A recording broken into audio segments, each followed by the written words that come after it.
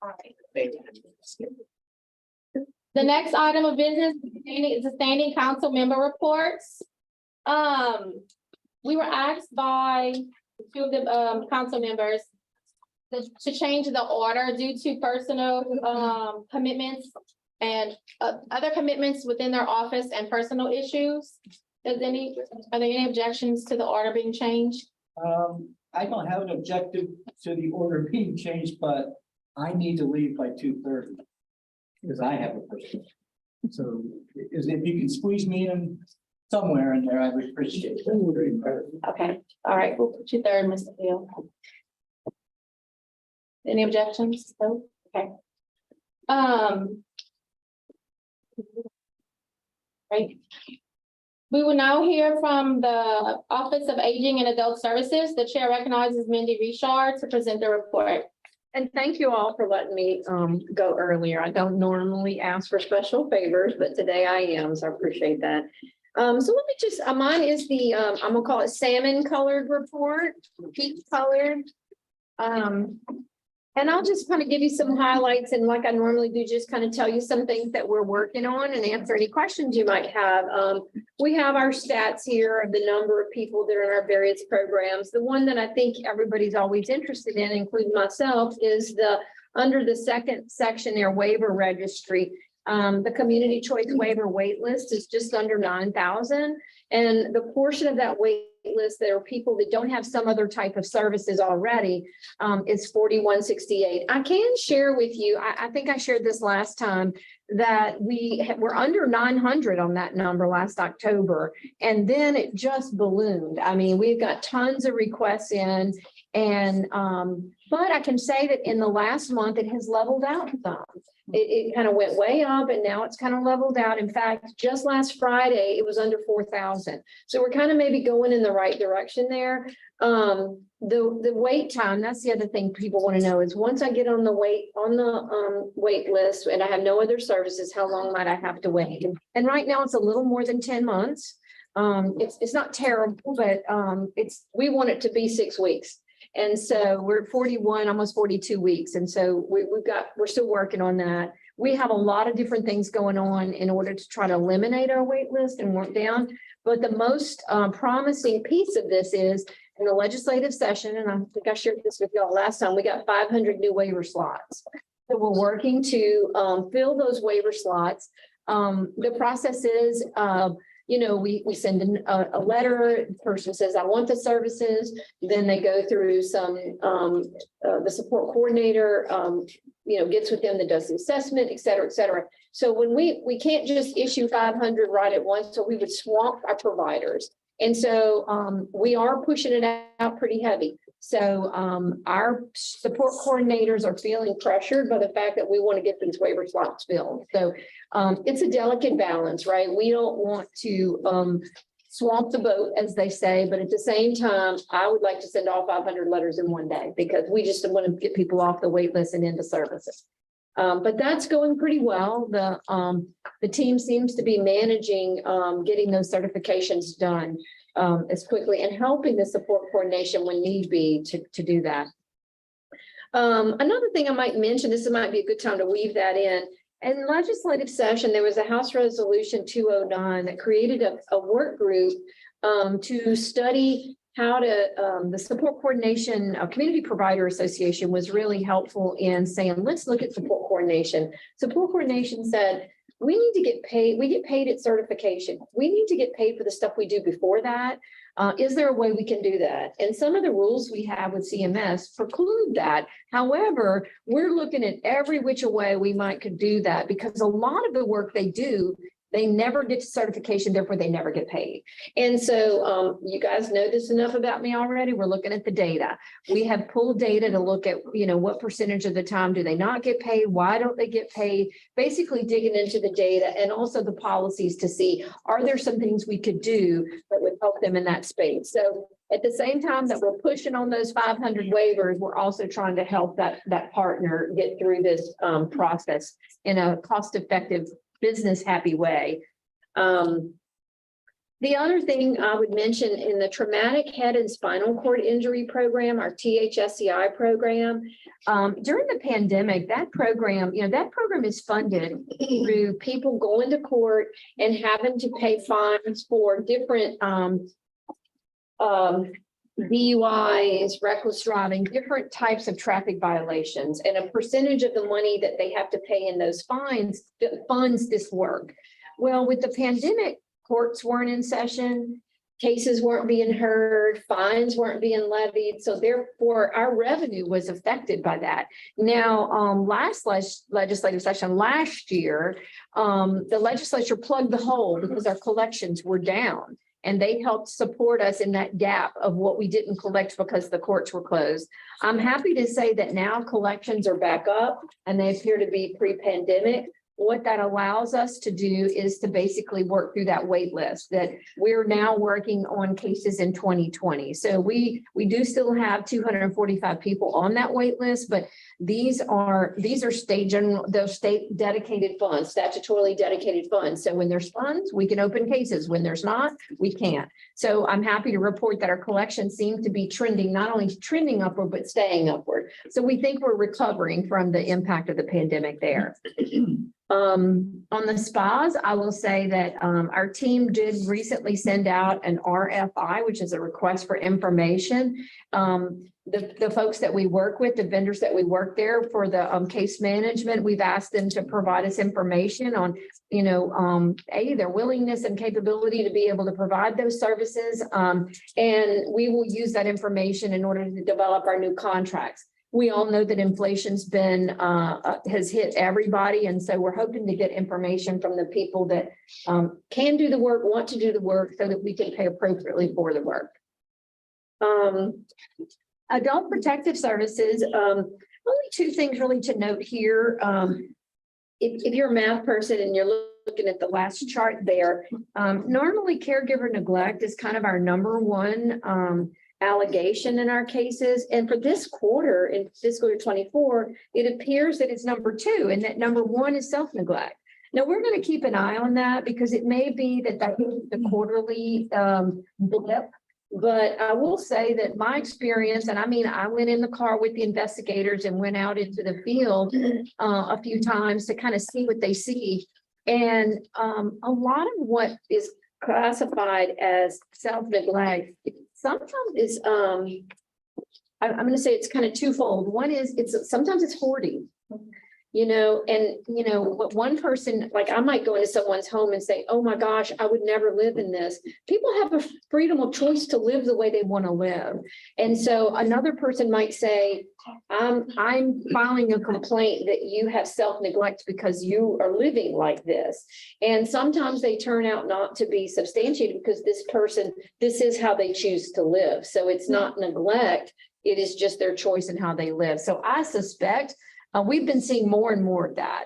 And so when a complaint comes in, it's not necessarily an indication that the person feels that way.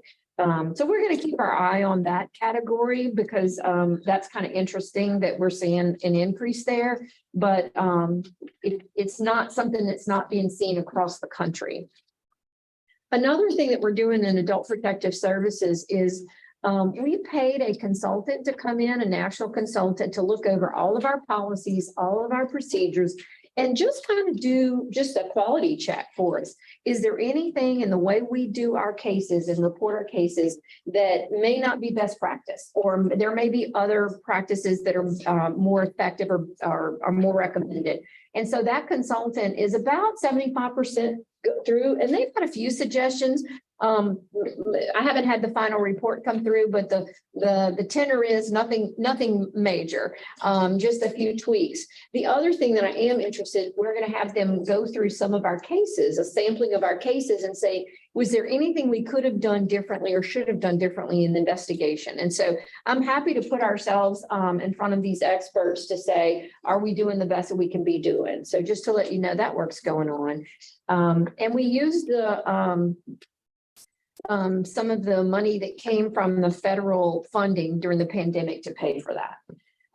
Other activities that we have going on just in the broader OEAS is of course, we're working through the American Rescue Plan Act dollars and the initiatives there. I'm sure Julia want to talk about this too, but our bonuses finally got paid out. And I believe they've all been paid to the workers who worked during those months during the pandemic. So now we've got our fingers crossed that they don't leave the workforce now that the bonuses have been paid. So we've got our fingers crossed to maintain that workforce. And then the public health emergency unwind is ongoing. When the Fed said stop the emergency, public health emergency, it was in May and they gave us 6 months to unwind it. And Tangela will probably speak a little bit about that from an OAS standpoint. There were some policies that we stopped in May. There were some policies we stopped in September, and there are a few more exceptions that we put in that will stop in November. And so the last ones, there's a few that are still going to stop in November, but we've been communicating those all along so that nobody gets caught unaware.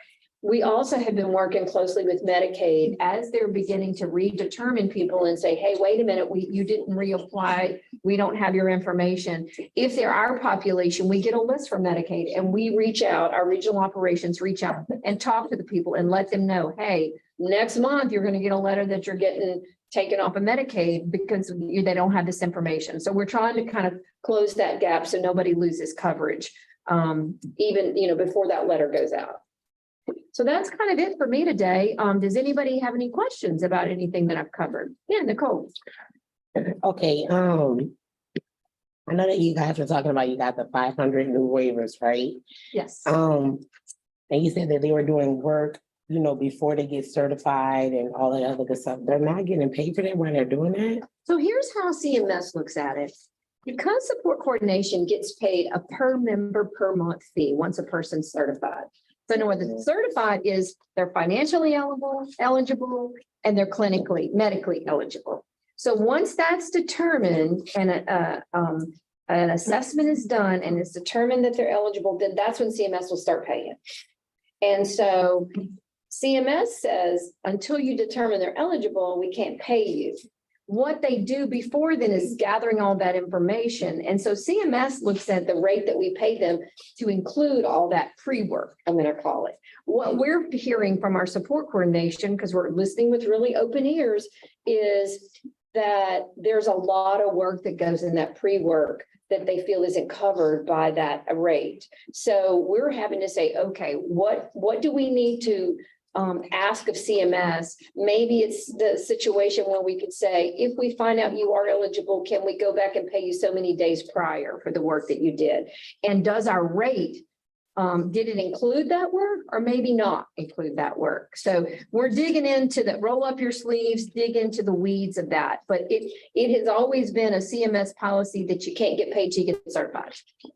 And we're trying to kind of push on, ways we might could do otherwise. And how long does that process take, like from them getting certified to starting to do that work?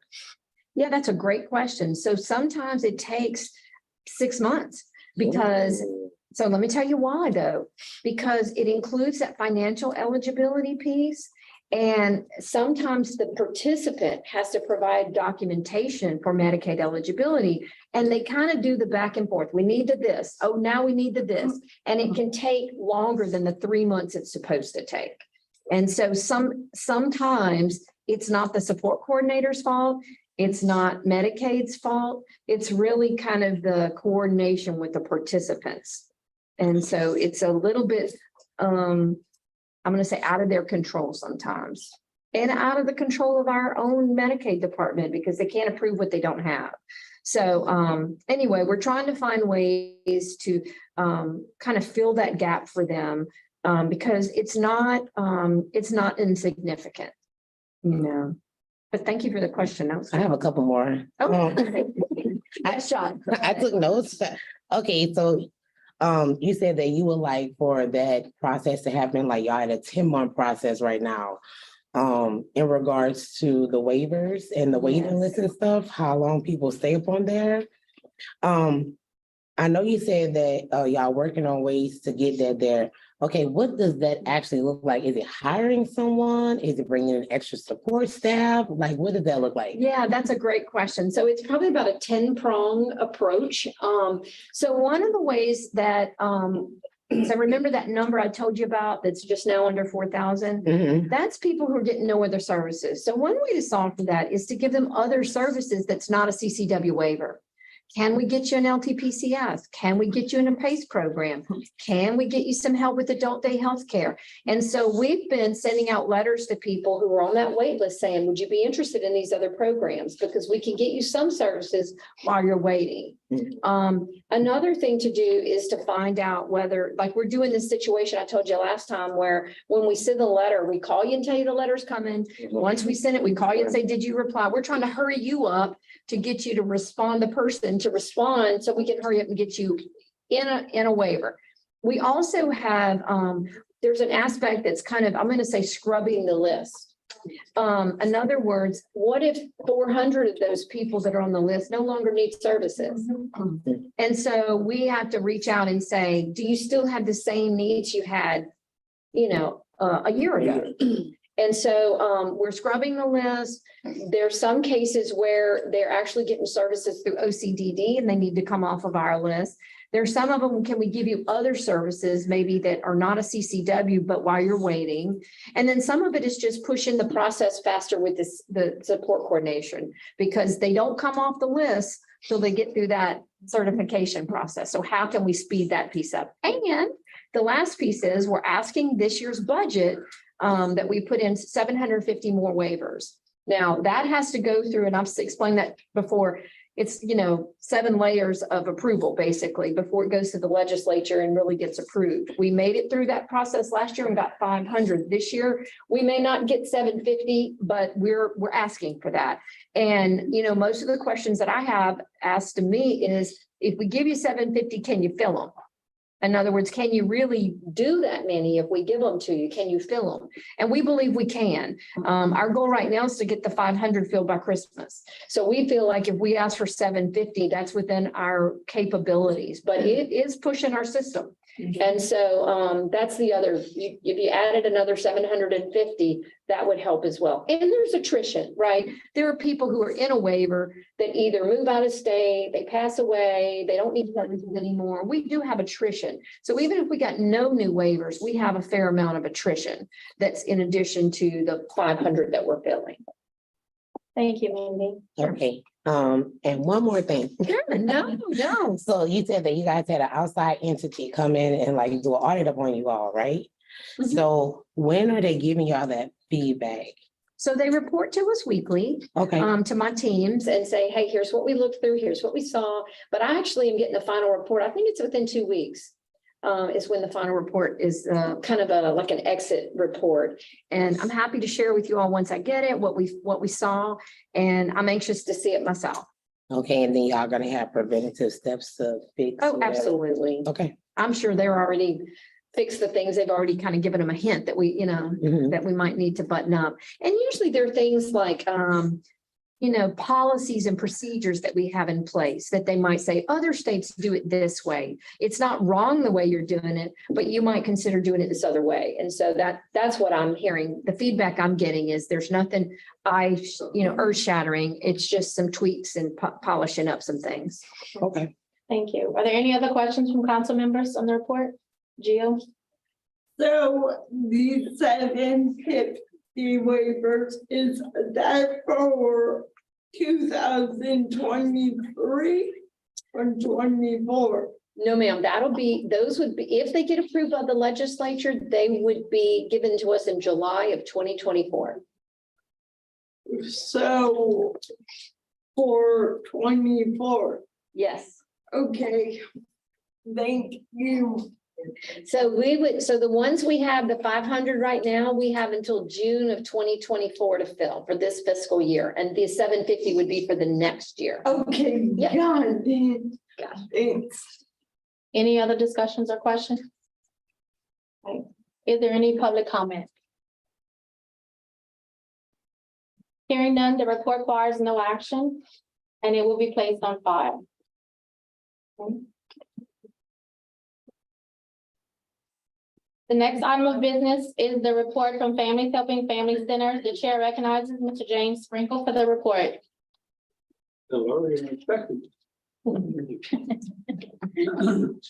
I promise 3 minutes. I always try to do that.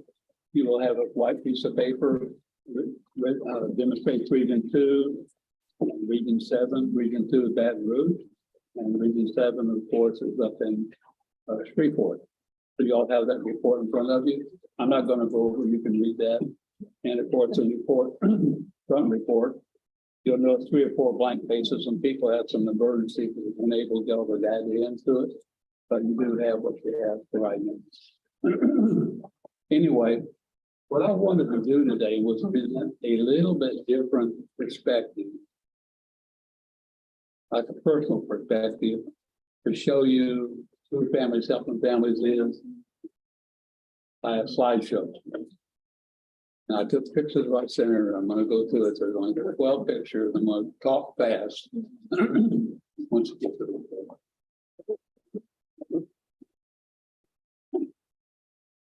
Backwards. Go back all the way to the top. There you go. Next one down. We are in Pineville, Louisiana. We have about a 3-acre complex. You can go ahead and switch pictures, but I am going to talk fast. We have a 3-acre complex that is composed. We have an early steps program. You'll see a 2-story building there. Go ahead, next one. Another different view of the picture of it. And I want to give you a personal view. So you see what a Families Helping Families Center actually looks like and how the outside view. You're not going to be able to see the people because I obviously you have to get permission for people to put them on any kind of picture of sorts. For the next one. That's a little bit different view. And there is the front from the left looking toward it. This is a 2-story building that has offices on top. We recently had a freeze and we got $60,000 worth of free remodeling, including completely refinished wood floors. It's put on a new roof. It's been beautiful. You can switch to the next one.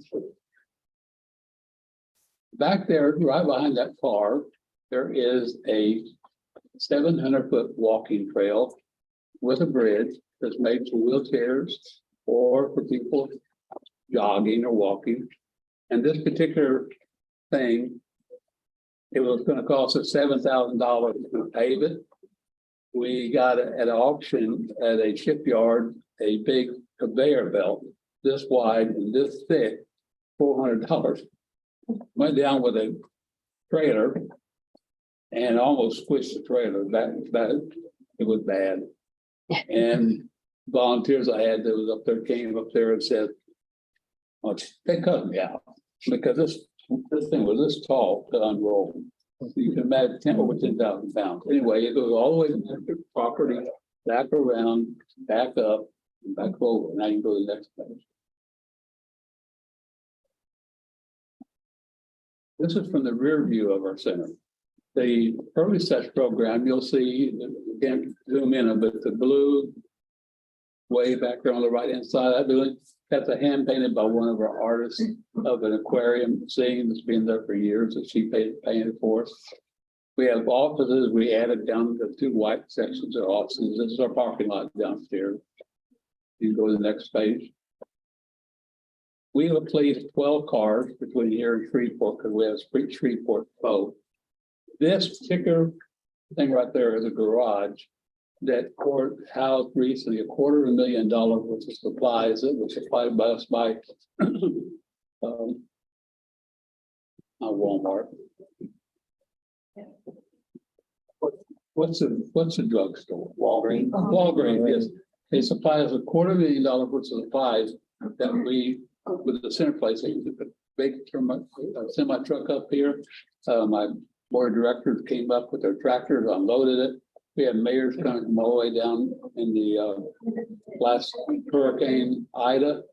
We had people coming up, and within a week it was empty. We had everything, supplies for them, having to do with COVID, things like that. All those types of things. You can go to the next one. Now, This is where we get to personal. This is my financial director, Salisa Coliron. And we hired her many years ago before she went to college, and she went to college, got a bachelor's degree, and she's staying with us. And when I retire, she will become the deputy director, and she is good. She knows so far out, does me now. I don't even know who I am. You can switch to the next one. And there's Kristen. Kristen, what can I say? This lady programmatically knows everything. I mean, you ask her anything, she will show you where it is. I guarantee you she's far above you. So we have two people, you'll be the next director. So at the end, another year, they don't want me to go. I'm gonna watch and be careful, see what's going on. These are great people, and you get to see them, what they happen after they refinish all everything in there. You can go to the next one if you want to. Oh, and this is another interesting. We go above and beyond normal thing. Office for Citizen Developmental Disability. When they need anything, you see that trailer there, we sometimes have things brought to us, given to us. We deliver it to the people's home for free. You'll see building over on the left, that can both, we give away wheelchairs, walkers, hospital beds, brand new ones. I think we've given away 10 hospital beds this year. They're getting donated. And right in the center there, you'll see a swing set that was donated to us right there in Alexandria by the what foundation is it? Anyway, the foundation matched with the there that does all sorts of work in Central Louisiana. You can go to the next one. And then you'll see there, back there, there is a somewhat of a walkway we talked about, but you can go ahead and next one. Oh, yes. I'm on the board of Head Start for Boyles Parish, and we invite Head Start to our center. And as you know, Head Start is required to have so many people with disabilities. So they would come up there and you'll see them swinging on the set. There was Rapides Foundation. That's the organization that donated that to. We had to match funds with it. But you can go to the next one. And there's that should be the last picture of me having fun going. Okay. So I'm wanted to give you a personal picture of what Families Helping Families does in a short presentation, but something you can put your eyes on and see what's there. All the centers are different. They have different views. They have different populations, which means they have different needs. So we are just one of those. And I would hope that one day you'll get to see somebody from other centers show you something of their center too. Because this is my life here. I'm 72 years old and I'm going to be around for a while, but that's my presentation. Thank you, Mrs. Franco. Are there any questions from the council members on the report? Is there any public comment? If I Yes, ma'am. just can add to it.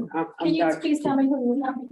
That's what I'm getting ready to Thank say. I'm Dr. Thornton, I'm the Families Helping Families of Greater Baton Rouge. We're located here. We serve 7 parishes in this region, Region 2. We're supportive of all of the families helping families, whatever work they're doing. A lot of us have some of the same contracts. Some of us have a little bit different contracts, and we want to make sure that the council understand the significance of our touching the people one-on-one in the regions where we are. We know that there's a greater need to reach out in the rural areas, and which requires additional monies. We want to thank the council for helping to support the additional money coming in with the legislative approval into our regions. We still need a lot more because it's a lot to be done. We are here to really advocate on behalf of those family members who have people with disabilities in their families. I see from the perspective of a lot of the agencies, sometimes the discussion does not go as far as it needs to go to make sure that the people that we are serving, we have to serve, are included in those discussions. It's kind of like an add-on or an attachment, but the significance and the impact is much greater than a lot of people can even realize. I heard the discussion with DOE, and some of the things that I sat and I heard from the perspective of those people who have disabilities, or family members with disabilities, are really not being addressed. I mean, there's some serious concerns. Now, having attended the meeting, many have been here longer than I have. I'm seeing those kinds of issues are not seeming to get to the table like they need to if DDC is the advocacy for those with disabilities. So I just want to kind of highlight, I appreciate and I thank all of the regional offices for what they do. We're probably the only one right now that have a statewide program where we're trying to, the empowerment program, we're trying to reach a lot more out there. So I just wanted to kind of highlight some of what Jim has said. They've done an awesome job in Region 6 in the Crossroads. And we have Nicole here from Region 4. Appreciate all of what she does as well. So I just wanted to have that comment. Thank you, Dr. Thorpe. Is there any other public comment?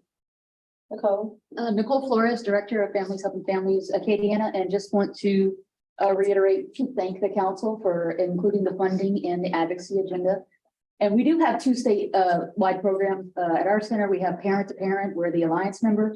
And of course, we also have the Louisiana Youth Leadership Forum. So, Excuse me, please support, I'm gonna leave these. We have Winter Wonderland coming up and we want to make sure y'all pass the word around. So you can go ahead, I'll just pass it over here.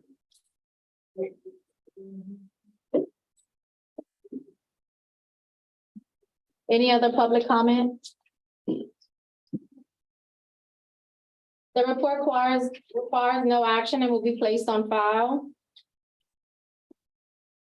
Next up is Mr. Field from the LSU HSC Human Development Center. Dr. Wilson. Hi, everybody. So our report is in your packet. It is purple, blue, green, whatever color it is. Teal. That's it. I knew it was. I'm not going to read from it. I'm going to I want to spend a minute. I know I told my colleagues in the Employment and Education Committee yesterday that they could not offline make this comment today, but I just want to share with the rest of the council that the Human Development Center, Louisiana's USET program is included goals in two of our major grants to raise awareness, increase identification, and provide treatment for children, youth, and adults with fetal alcohol spectrum disorders. So it's going to be one of our major points of focus over the next 5 years. And I'll just say a couple quick things about FASD, and then I'm going to conclude with inviting the council to consider joining with us and the Disability Rights Louisiana, as well as, since we're the three sister agencies in the DD network. And Tori, I have no idea who the director of the RLA is.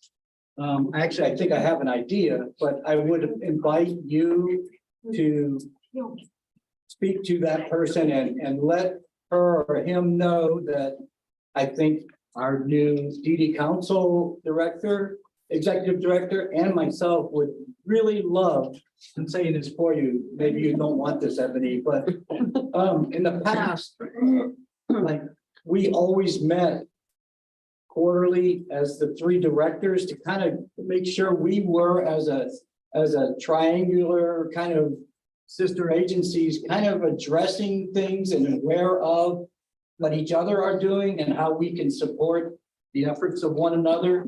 So that's a direct ask to you.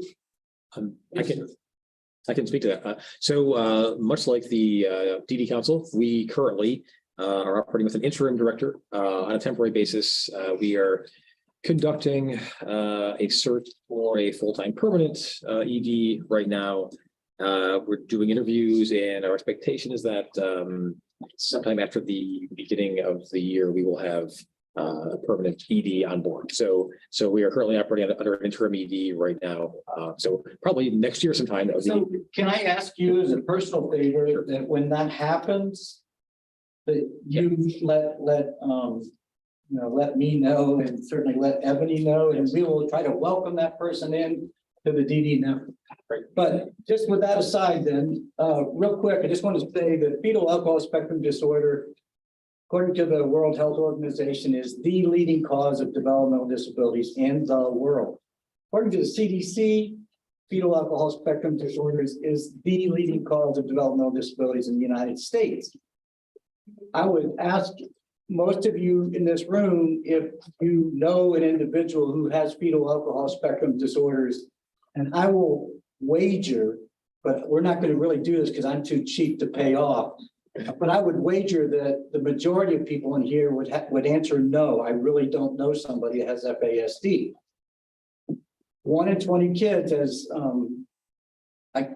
our chairperson from the EE committee stated earlier, has a fetal alcohol spectrum disorder. 1 in 800 kids has Down syndrome. I'll bet you everybody in this room knows somebody with Down syndrome. And yet it's 40 times more likely that a person would have fetal alcohol spectrum disorder.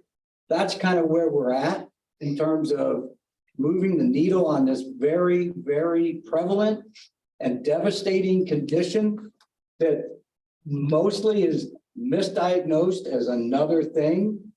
Sometimes mental health, sometimes autism, sometimes oppositional defiant behavior, et cetera, et cetera. These kids and families are in crisis.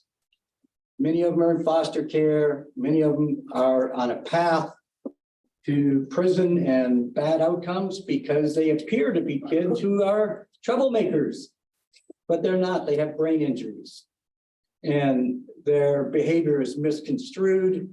And by the time these kids are in 2nd or 3rd grade, they're sort of on the road to watch this one. Watch this one. Or if you're a mom or dad, you're so frustrated because you tell your kid what you want them to do. They do it great. The next day they come in, they do the same things. And what's wrong with you? We talked about this yesterday. They have a brain injury. We could go on, and I invite all of you.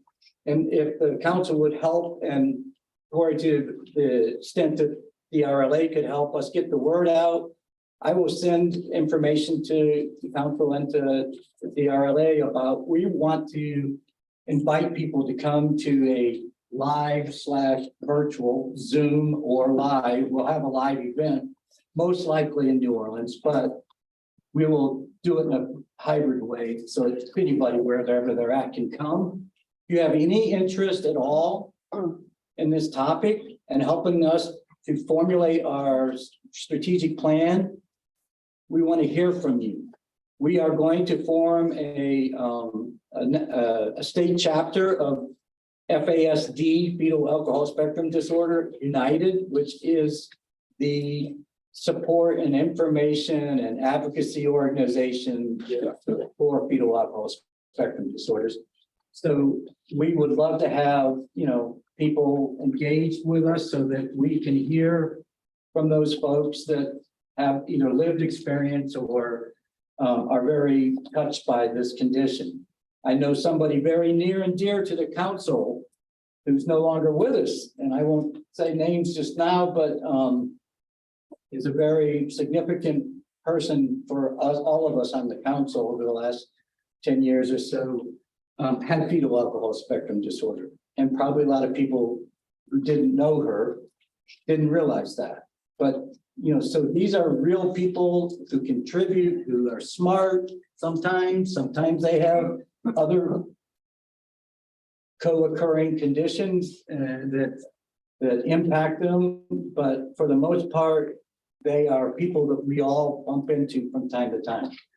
So all that said, I'll send some more information out and if, to the extent you guys can help rally more engagement, yay. Last thing is there's a thing called the Respect Act. And those of you who do any kind of advocacy work, legislative advocacy in particular, please let your congressional representatives, your senators and representatives know that this is a piece of legislation that's going to put the needs of people with FASD and their families on the national agenda. And we hope that they'll support that. We're going to Washington in early November, and we're going to visit as many of our congressional reps as we can to educate them about the conditions. So that's all I got for this item. Thank you, Dr. Wilson. Are there any questions from council members on the report? Do you post like updates on your website or Yeah, anything about what's going on? yeah, it'll be on our website. We'll, if you let us, if you respond to us, you'll be getting our newsletter and all those other fun things. Any other questions? Is there any public comment? Hearing none, the report requires no action and will be placed on file. Next up is a report from the Louisiana Rehabilitation Services. The chair recognizes Melissa Van for the report. Thank you. My report on this bright. With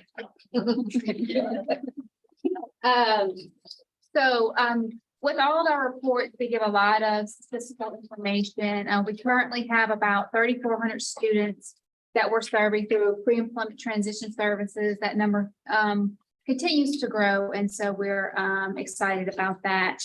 We're also up to 8,983 people in vocational rehabilitation, and as of very recently, we've gotten that number of 9,000, which again, we're really excited about.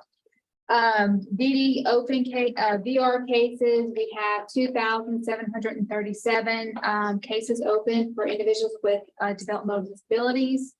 And in the last quarter, we were able to close 40 individuals in competitive integrated employment. We also have statistical information on our rehabilitation employment development specialists, who are our in-house job developers. I will tell you, the Region 7, that's the Shreveport area, we just had a resignation of our REDs. So we currently do not have a REDs in the Houma or the Shreveport regions. We have our next Louisiana Rehabilitation Council meeting next week. It is on October the 26th at the Hampton Inn Suites here in Baton Rouge. This is all of our meetings are important, but this one is especially important because we will be going over a draft of our combined state plan. In order to receive funds from the federal government, we have to have a 4-year state plan, and 2024, we do have a state plan that is due. So we will be going over the draft of the state plan that needs to be reviewed by the Rehab Council. We also will be going over, we're doing some pretty significant changes to our rate structure for employment services. And this is, I think Mindy spoke a little bit about this. We have a lot of our providers who have been struggling for many different reasons. And one of the gaps that we have seen is that, if we send someone to a provider, until they place them into employment, they don't get paid. And so luckily we're able to address that through what's called job search assistance funding, which is federally allowable for us. So we will be changing some of our rate structures to make sure that our vendors are compensated throughout the process so that they're able to, to pay their expenses. So we have a lot of rate changes coming that I think are going to be really good for our providers. You'll see here, we currently have vacancies for 2 current or former applicants or recipients of vocational rehabilitation services. and director of a federal Section 121 project, which is, that's the American Indian Project. Benefits planning, last quarter, we had 34 consumers that were directly assisted by our in-house benefits planner, but we also still refer consumers to the Lighthouse for the Blind and LSU Human Development Center for work incentives planning. We had our second annual statewide disability inclusion job fair on October the 11th. It was very successful. I'll have some more statistics about that next quarter. But it was very good. We collaborated again with Healthy Blue of Louisiana, and we were glad to be able to provide that job fair again this year. We also continue with our Disability Innovation Fund project called Project STEM Up with Southern University in Baton Rouge. We're in year 3 of we just started year 3 of a 5-year grant, and we're currently recruiting participants in Baton Rouge, New Orleans, Lafayette, and Monroe. So if you know anybody who is an individual with a disability who either would like to seek or advance in employment in a STEM occupation, please send them our way, and they can receive some additional services through Southern University in Baton Rouge. And that concludes my report. If anybody has any questions. Any public comment? Thank you, Ms. Van. Anybody on that? I have one, Ms. Melissa. Is there any way for next year? Because we did want to attend this because our school participates in the vocational training, that we could find out about it a little early because we just. Job fair? Yeah. Okay. If it could be sent to the schools and the SPED directors. It was just too late for us to, with all the school starting in August. Since we were new starting the program for us to attend. No problem. Okay. Any other questions or comments? Any public comments? Hearing none, the report requires no action and will be placed on file. The next order of business is the report of the Office of Public Health. The chair recognizes Patty Barvecchio for the report. Ms. Patty? Patty Barvecchio, I work for the Bureau of Veterans Affairs. We are the program in the state that administers the federal Title V program for children and youth with special health needs. And I just will share with you the new national survey data set. 2022 was released, and in Louisiana, approximately 24% of our pediatric population 0 to 17 identify with a special healthcare need. And just some things, my report is rather long because under the Bureau of Family Health, we administer many programs. We have some subspecialty pediatric services that are available in areas of the state where certain specialists are not available. We also support the Family Resource Center, and I encourage you to share this resource. It is a statewide resource. It is available to all families. There are no eligibility requirements, and these services are available at no charge to families, and they can help them with resource navigation, connection to insurance, anything and everything. We have resource specialists that man the phones 8 to 4, Monday through Friday, and they also email. We also work with our Families Helping Families partners, and we work to build a coordinated and family-centered statewide children and youth with special health care needs resource and referral service system. And then we also have a transportation assistance program for those children and youth with special health care needs that need support. They have to apply through Medicaid first, and if those resources aren't amenable to what their needs are, then they can apply for the CSHS Transportation Assistance Program. We also do Birth Defects Monitoring Network. All families that are identified through birth defects monitoring surveillance are provided outreach through our Family Resource Center. We outreach to these families and offer them resource and referral services if they would like to participate. More information, we also have peer support through Louisiana Hands and Voices for children and families, families of children who are deaf or hard of hearing. A lot of great information on that program. The Commission for the Deaf, the genetic disease screening in our state, newborn hearing screens, we administer those programs. So there's information throughout the report. I'm happy to answer questions that I'm knowledgeable or take them back to the bureau.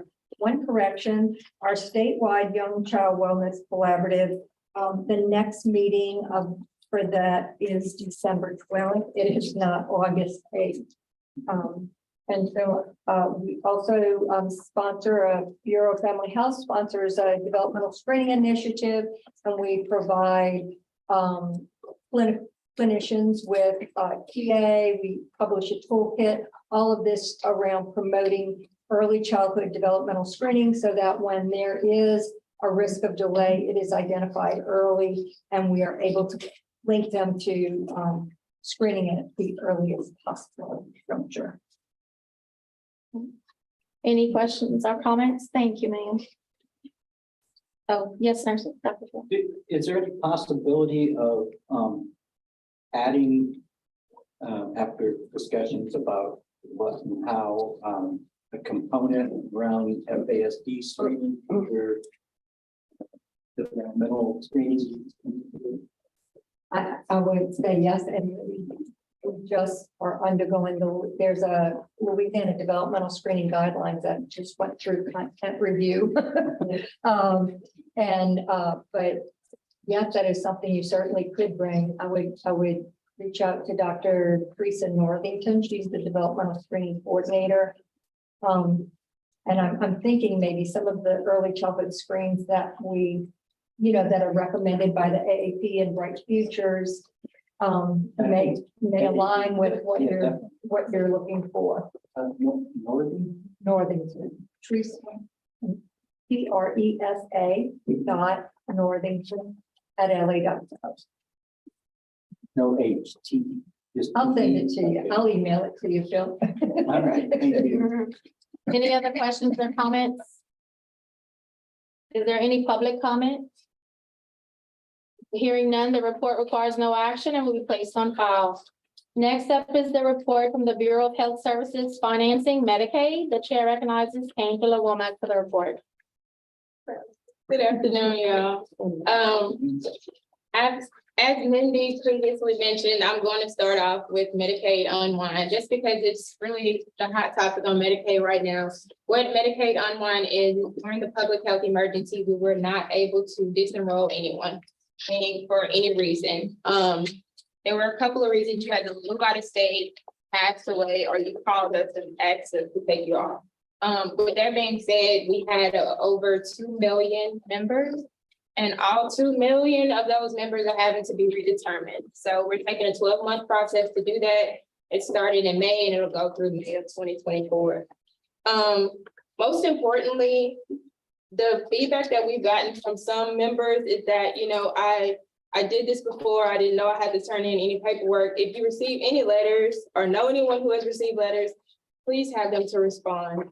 As Mindy mentioned, when we get the list of members who are up for redetermination, we redistribute that to our sister agencies, OPH, OBH, everyone, and our support coordination agencies. They're reaching out to members. We are getting a higher response rate, but we are seeing that people are updating their contact information, but not providing the information that we need to redetermine your eligibility. So update your information and respond. Don't just update your information. Another thing that we are seeing, we have posted data now on our LDH website, so you can see how many members were up for renewal versus how many have responded. Our first closures happened at the end of June. So since that time, we're starting to see that members are recognizing that they no longer have coverage, and that's called churn. So they're coming back. They're going to the doctor or they're going to the pharmacy and it's like, you don't have insurance. So they're starting to come back, which is good. And if you do that within 90 days, they can get reinstated and just hop back on like they never left off. So there's 3 ways that you can update your information and respond here. Online, you can complete your renewal packet and fax it in and mail. Or you can give us a call if you're not sure, because some of those forms can be confusing and we're happy to help. So section 2, our Act 421 Medicaid option, a couple of statistics on that. As of September 27th, we've approved 1,468 children to receive coverage. And with the Act 421, that's for children 19 years and under who would otherwise not qualify due to income, but if you have disabilities, they're still able to get the Medicaid services. With that, these members are having to be renewed as well. But that comes with an annual level of care assessment. So we try to align both the financial piece and the level of care, and we've seen a great response in that. I think we have here 92%.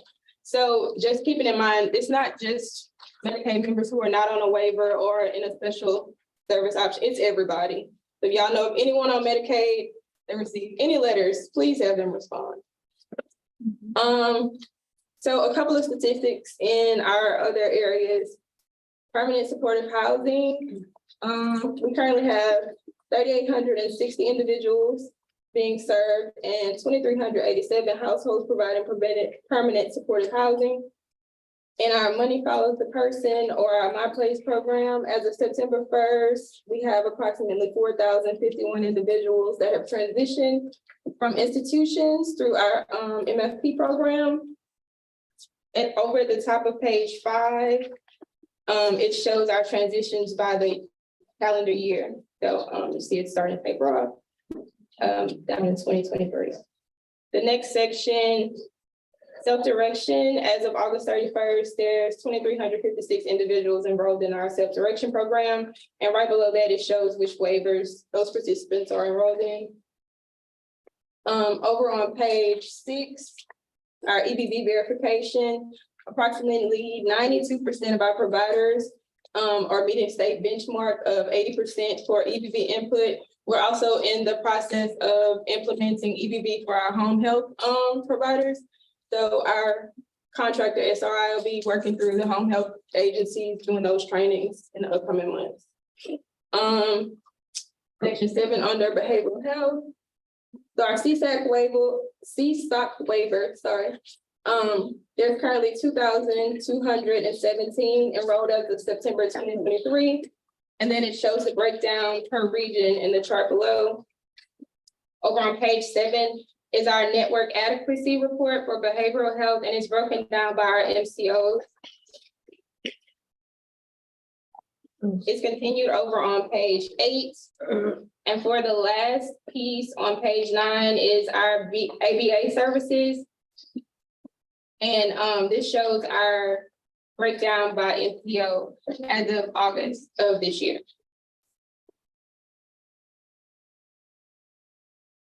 I'm happy to take any questions on any of this.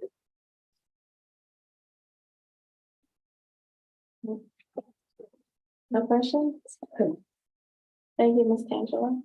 Any public comments? Hearing none, the report requires no action and will be placed on file. Thank you, ma'am. The next item of business is the report of the Department of Education. The chair recognizes Meredith Jordan for the report. Thank you. So just a couple of things. I'm on the light pink sheet. A couple of things from across our agency and within our offices, within our office specifically that we've been up to lately, and that we're starting to roll out. So the first thing I have on here, we had some discussion here at a previous meeting really around math supports, and we are launching a math refresh opportunity for our school systems now.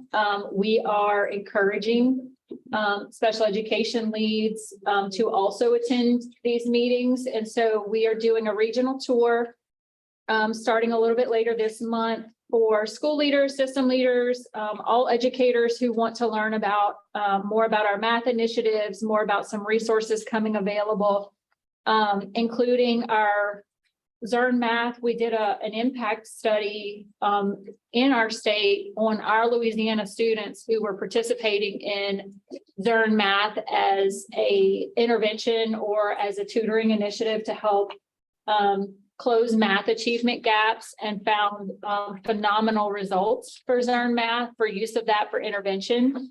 And that's not something that you hear commonly coming out of the department, that we say, hey, try this. But when you have a study like that, that has been done, and we're actually launching another one I'll tell you a little bit about.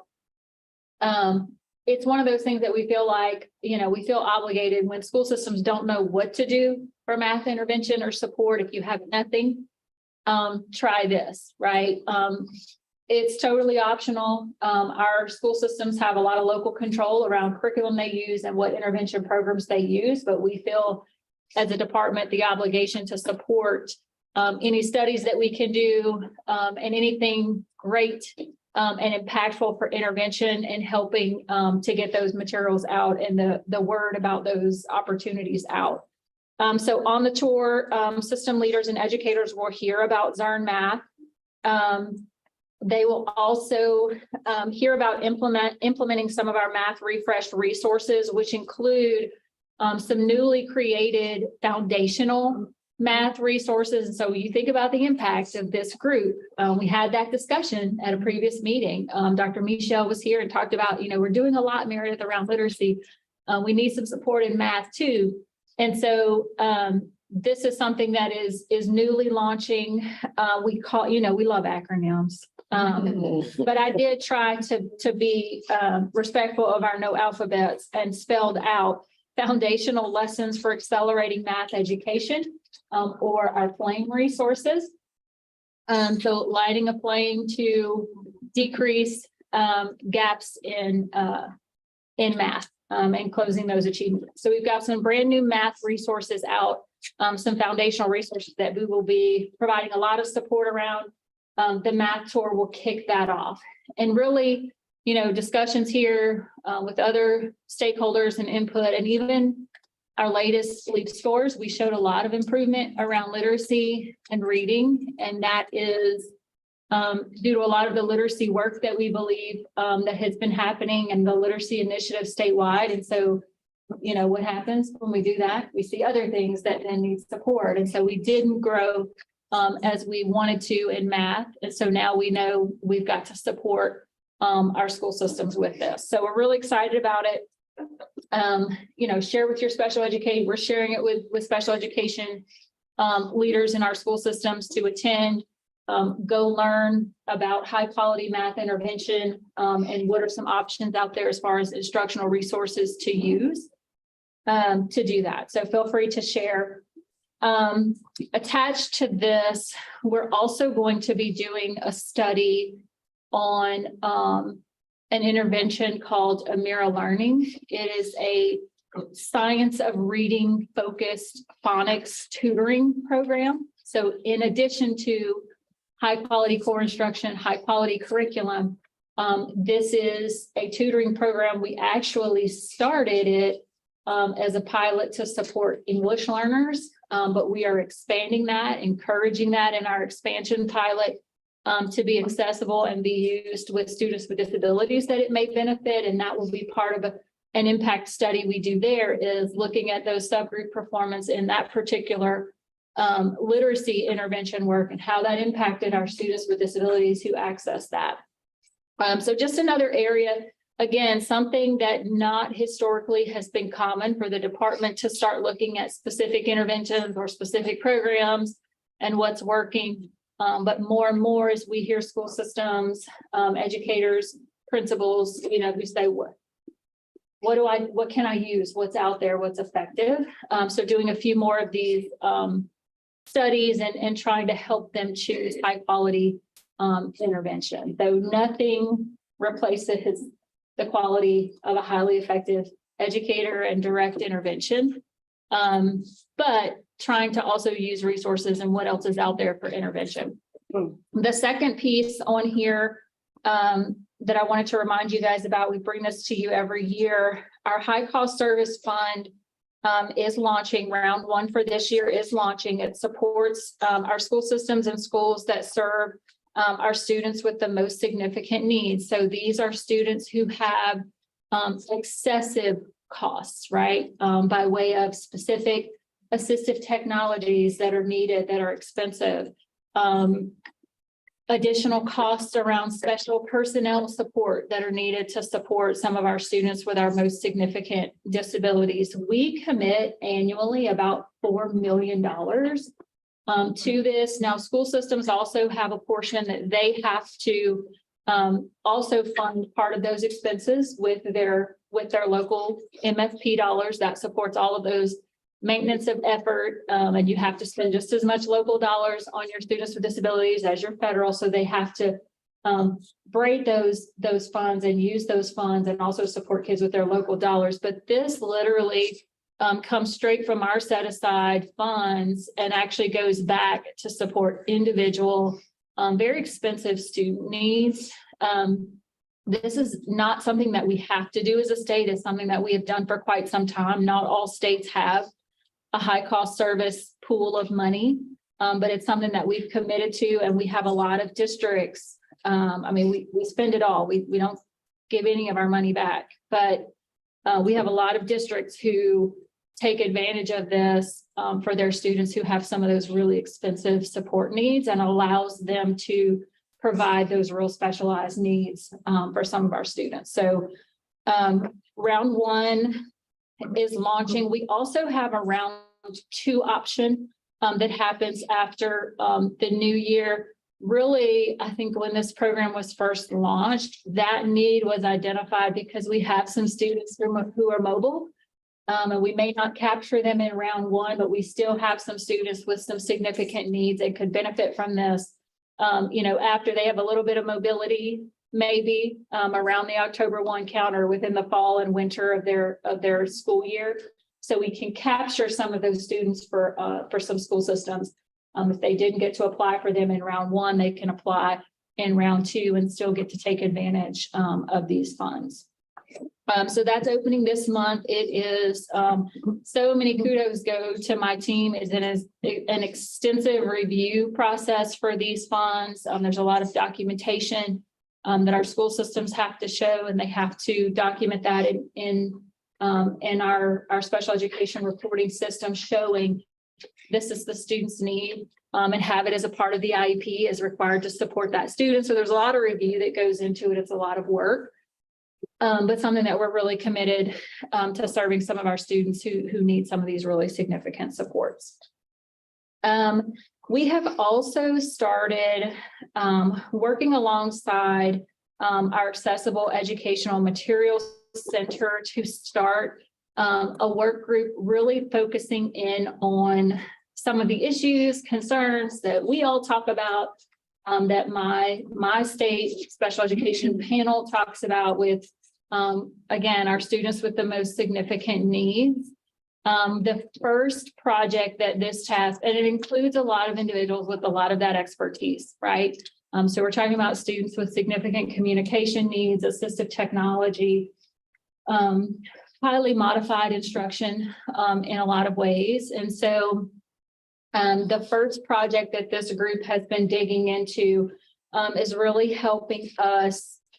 I don't want to say refresh. It's almost like a revamp of our assistive technology framework, standardizing some AT checklist considerations, all of those forms that are part of that AT consideration for a child at their IEP meeting.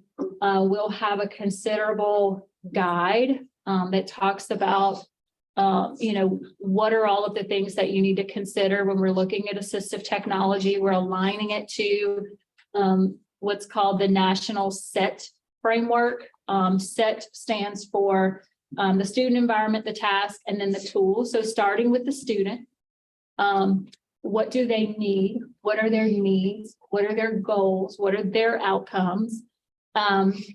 What environment, where are they learning? What environments are they in throughout the day, and how do they access not just the classroom, But if they're in workplace environments, when they're in the library, when they're in the cafeteria, when they're in the gym, all of those settings that our children experience and how we need to facilitate their communication, their access to those, what tools do they need?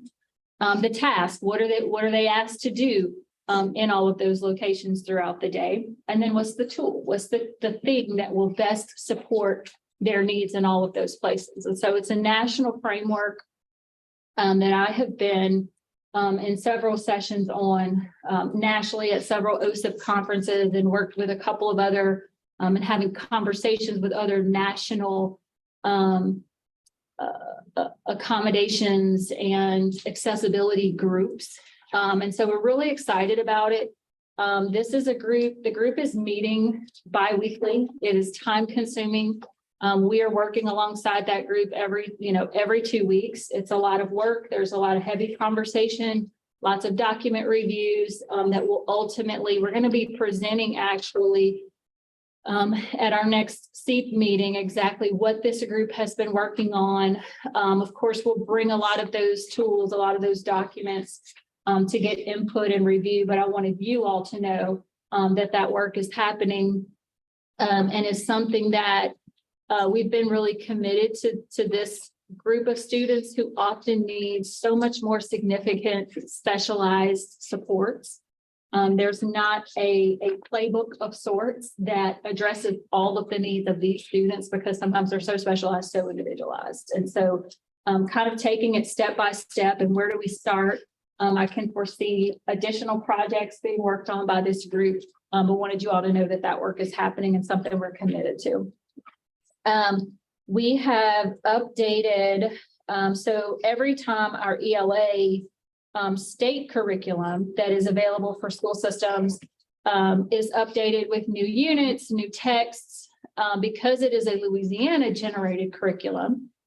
We also generate some resources for that curriculum that are helpful for this group, for our students with significant disabilities. So we work alongside what we called some teacher leader advisors, some teachers who are certified, their experience is in those students with significant needs, worked alongside them and created updated materials for educators to use with these students. They just launched, so we're just getting them out there. We'll provide some additional support. So these are materials that we have had before, because anytime we're creating something in the State Department, we're obligated to also create resources that align with those students' needs as well. We don't have that necessarily that opportunity with some of our other tier 1 curriculum that other vendors are creating. We can't take their stuff and modify it, unfortunately. But for what we are putting out there, we can. And so this is something that we've had, but definitely needed a refresh. I talked some yesterday, so I'll just give a high level overview of our special education playbook tour. So we have adopted and committed to 3 high leverage instructional best practices for students with disabilities, a focus on core instruction, the importance of that high quality teaching and learning in ELA and math for sure. Practice 2 is providing extra time equitably built into their school day for intervention. Most of our students with disabilities, we know, they've always needed it, and they still need more time. That core instruction time for them is not enough. They need more and they need it. And previously we've done that, before school tutoring, after school tutoring, and we know those are just not equitable always for our kids with disabilities and their families. Practice 3 is around providing content strong and experts who can help them close those achievement gaps in whatever their struggle is. And so that one is the one that probably we've had the toughest conversations. We talked about this yesterday, just in light of staff shortages that are out there. That is one of the toughest conversations, I think, right now for people to wrap their mind around. But we can say things like, for the people who are in your building, are we ensuring that the highest quality educators are in front of our students with disabilities also? And paying attention to that and not ignoring our kids with disabilities and noticing, where are they in our buildings? Are they included? Do they have access to high quality instruction? Do they have access to high quality intervention? Do the people in front of them know and understand how to close reading gaps, how to close math gaps? And so we have finished our tour just recently. We had approximately 300, but I know there were people who didn't register and walked in, and we weren't turning anyone away. Our team decided that too often we're asking people to come to us. And for some of our school systems, that's hard, and we needed to go to them. So we started in North Louisiana and worked our way back. Touching over 300 people, we required a 3-person team, school superintendents, chief academic officers, and their special education director together so that we can have these necessary, though sometimes hard conversations about practices, adult practices, and some things that we may be doing in our school systems that aren't best instructional practices. And helping to close achievement gaps. We came off of that tour with a lot of momentum. I was so thankful for the superintendents, the CAOs. Some people brought, some of them brought school level principals, literacy directors. Some of them brought special education lead teachers with them. And so we came off of that tour with a lot of momentum. They got to action plan, think about what can I do now to start impacting outcomes for my students with disabilities and making sure they have access to these practices versus what are some things that maybe I can't change until middle of the school year or even next year, because I do think really changing the face of special education and ensuring our kids have high quality teaching and learning will be a journey. It's not something we will change overnight. But I'm really excited. I'm excited about that momentum. We've been asked a lot about developing some modules for each of those practices that they can then go back. Because one of the common things we heard is school leaders need this level of support and need learning around growth mindset and inclusion and best instruction for our kids with disabilities. And so creating some modules that they can go back and use with them. Many of them, their next steps were to go back and honestly do what we call in the education world, learning walks. So that key leadership team goes together. Don't ignore those classrooms that you haven't been to.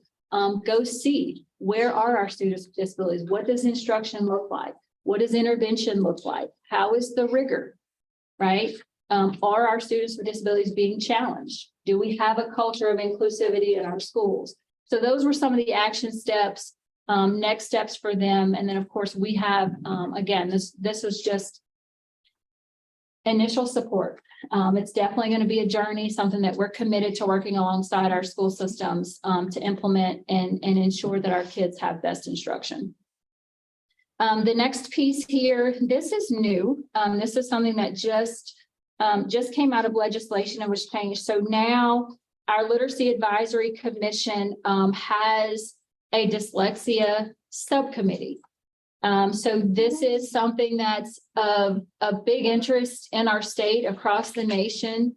You know, with the literacy push and looking at the science of reading and the best ways, researched ways to teach students how to read. There's a large body of research. There are still some things with students with significant disabilities that you have to think differently about how you teach them to read. But we know a next step really for us in Louisiana, we've got a lot of educators now based on law who are trained in the science of reading, really learning how to support reading and closing reading gaps.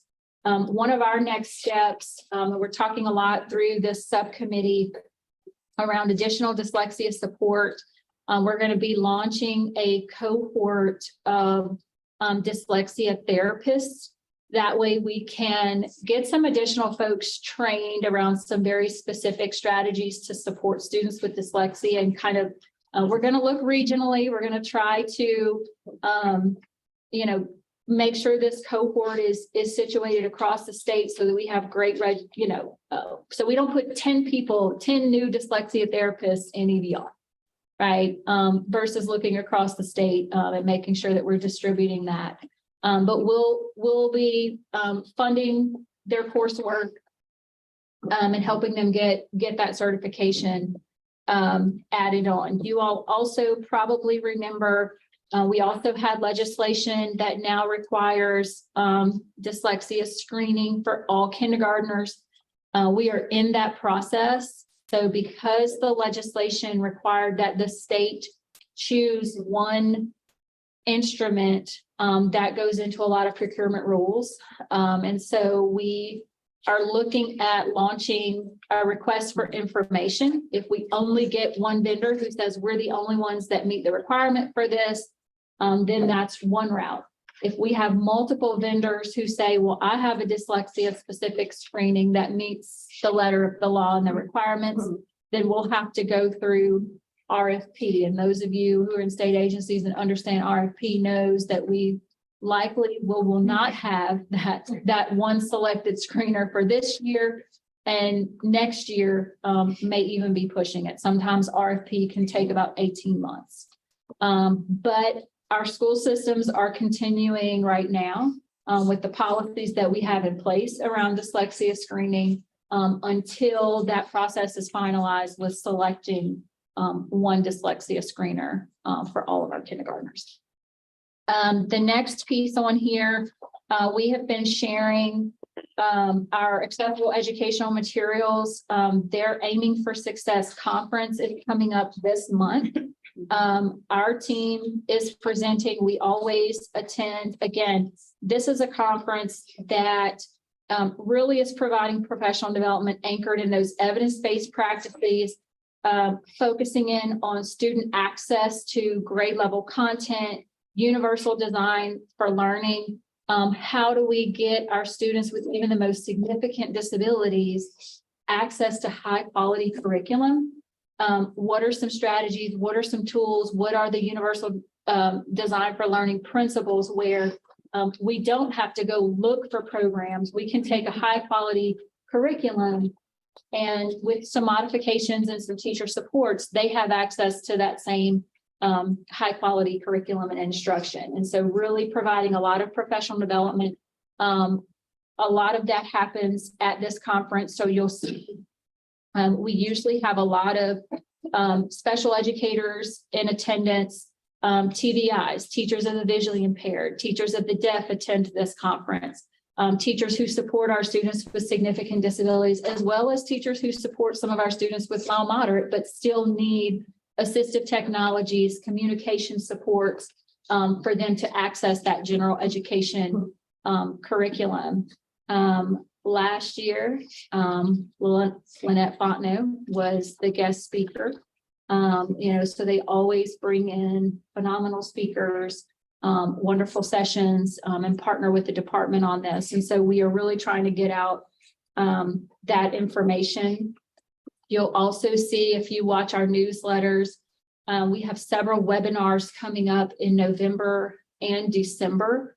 That again are targeted towards our students, our educators who support our students with significant disabilities, and how they can support those students in accessing curriculum. So talking about our students who are alternately assessed, our students who take Leap Connect, and what does best instruction look like, and how can I modify, how can I use communication supports and visual supports in multiple modes of teaching to get them access. And so we have a lot of webinars coming up. So you keep hearing me say this, it's kind of been a real shift and a priority this year, always, but certainly trying to increase the supports that we have for educators who are supporting some of our students with some of the most significant disabilities.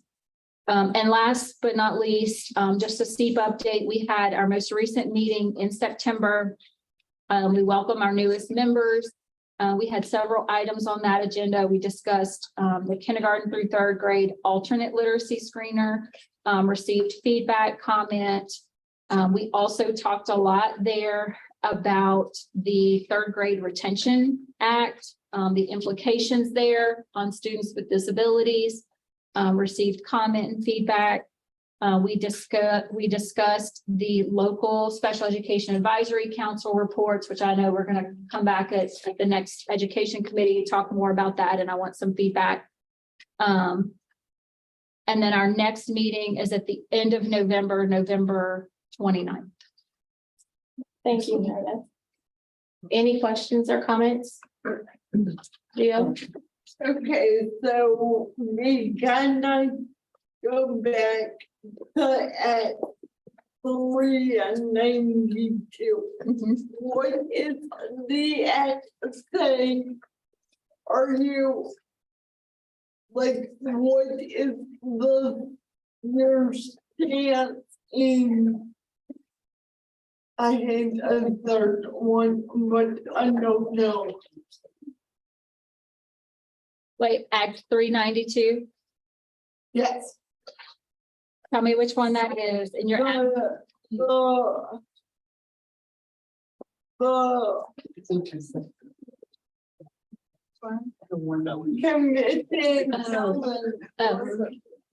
Oh, yes. So Act 392, I think y'all had a little bit of discussion earlier about that. And that's the act that's had some comments, concerns around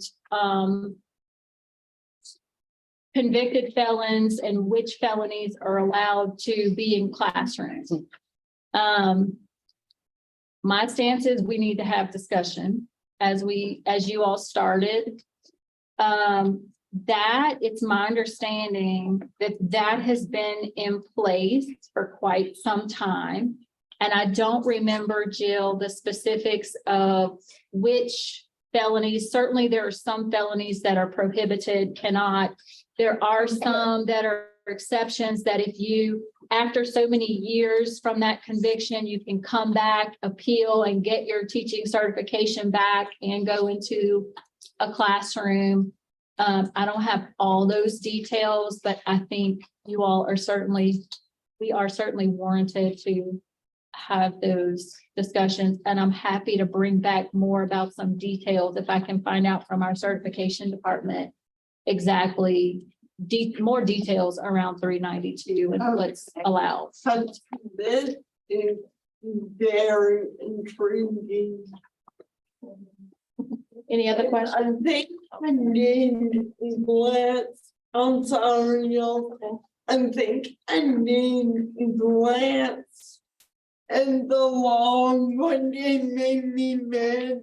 So I stopped reading, but I think it did list like specific like offenses. But thank you. Absolutely. Nicole? Okay, you say y'all were working upon getting it in legislation for all the kindergartners to be tested for dyslexia, right? It's already there. Oh, so it's already there? Okay, so what about the students that missed that? Like that's in the 3rd and 4th and 5th grade and stuff? Yeah. So there's nothing preventing a school system, a parent for requesting dyslexia screening at any time. We just now have the law that says all kindergartners must be. Okay, so let's say a parent requests for their child to be screened for dyslexia. Do they get the results? Do they get the test? Like what's the process with that? Yeah, for sure. They should get the results of that. Typically, a school system is going to call what they call a school building level committee. They'll discuss those results with the parent.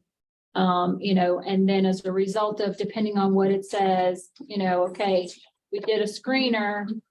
If there are additional concerns, they may refer to 504, they may revert for a special education evaluation around that, depending on the needs. Or they may say, there's no concerns, let's move forward. There may be concerns. There's a reason we asked for a dyslexia screening. So maybe there's interventions that are needed, but yes, they should communicate those results to parents. And it shouldn't be where like, what's the process? How long that take? Like, is it like a school year that it should take or?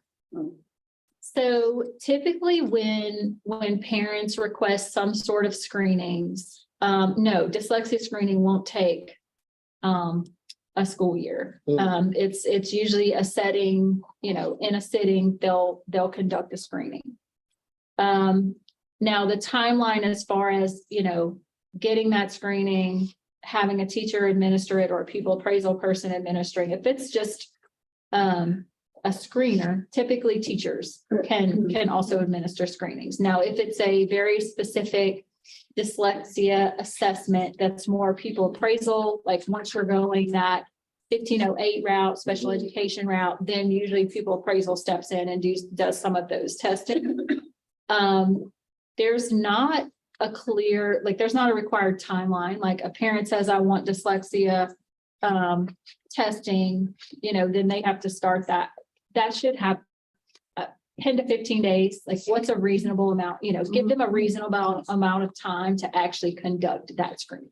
I mean, it shouldn't be a school year though, right? No. So they act like in the first 9 weeks, they shouldn't be getting results at the end of the fourth 9 weeks. No. Okay. Yeah, I just had a quick question about the pilot program you mentioned about some tutoring that would be expanded to kids with disabilities. Mhm. Where is that being piloted and is it expanding? Yeah, more so to different. Yeah, so we have about 18 school systems, if you give me a second, I can pull them up, who elected to expand that the Mirror Learning pilot. So it's a literacy tutoring pilot. It's using artificial intelligence. And so that is to be done in an additional time to their core instruction. And that program, let me pull it up because I can definitely tell you where. Is it a mirror or, It's Amira, AMIRA. Okay, I Yes. just wanted to make sure I have that. And I can tell you who's in our pilot.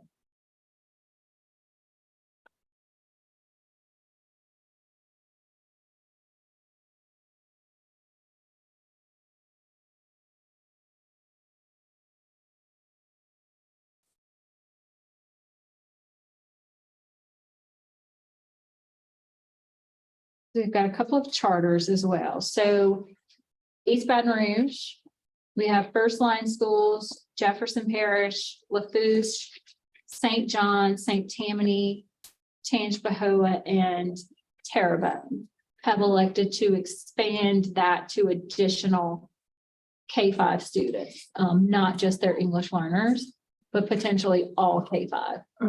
So after the pilot, is there any moving for, are you just seeing how the pilot does? Is there gonna be any enforcing the school systems to implement or? So our school systems have a lot of local control over their curriculum that they select, interventions, programs. But what we have done and will do is provide that study, provide whatever the impact is.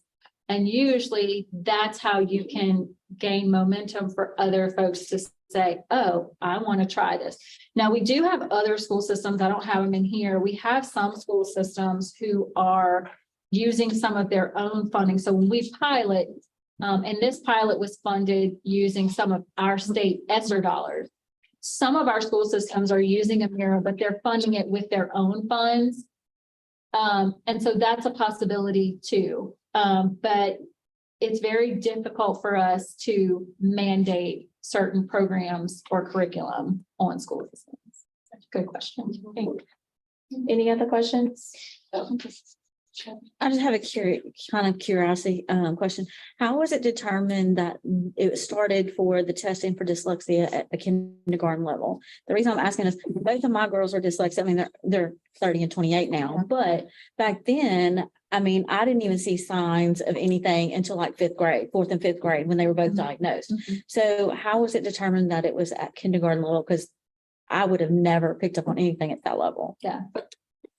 I am not sure. Okay. So it was a legislative, and there were lots, I mean, I went to those and listened in, and there were lots of folks who came in and spoke to that. And there were lots of, folks who wanted to also make sure, okay, we're not just screening kindergartners, because we could see these things manifest later or not catch it then, but can we also then still screen at different grade levels? And you certainly can. I have a question there, in regards to the updated ELA guidebooks for grades 3 through 5, is there any work going to be done for grades 6 through 12? So let me check. I think we may have some materials for them for guidebooks, but let me go check. If they update the units, definitely we'll have to update them. I know 3 Let me through 5's check been and there a see. while. I don't think I've seen. Gotcha. Some of the 6 through 8 units. Yeah. I was just wondering. Yeah, no, it's extremely valid question. Also, I know a lot of school systems recognize students like for their ACT scores and whenever they graduate and things like that. I don't know if many different school systems do that, but ours do. But I just wanted to let y'all know that, our parish is now going to be recognizing our students who score advanced mastery on their LEAP scores for the alternate assessment. So it's moving in a positive direction, because most of them do not take the ACT. Right. For them to score mastery or advanced is really huge. Any other questions?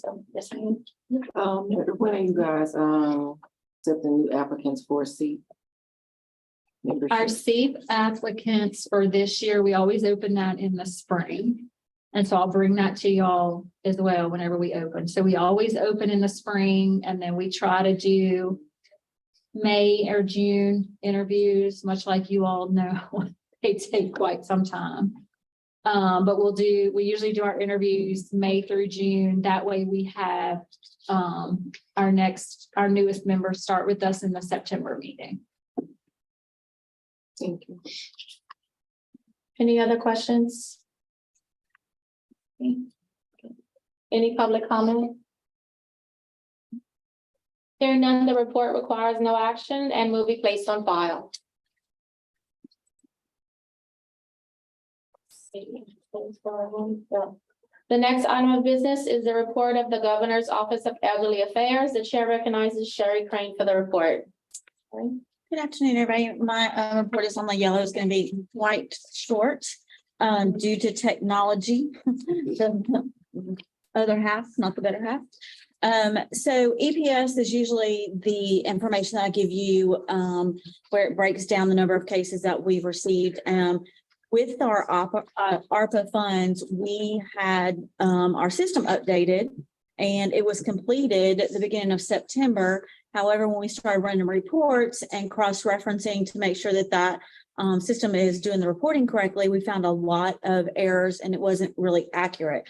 So we're not giving those numbers out because we're working with OTS to fix those reporting issues.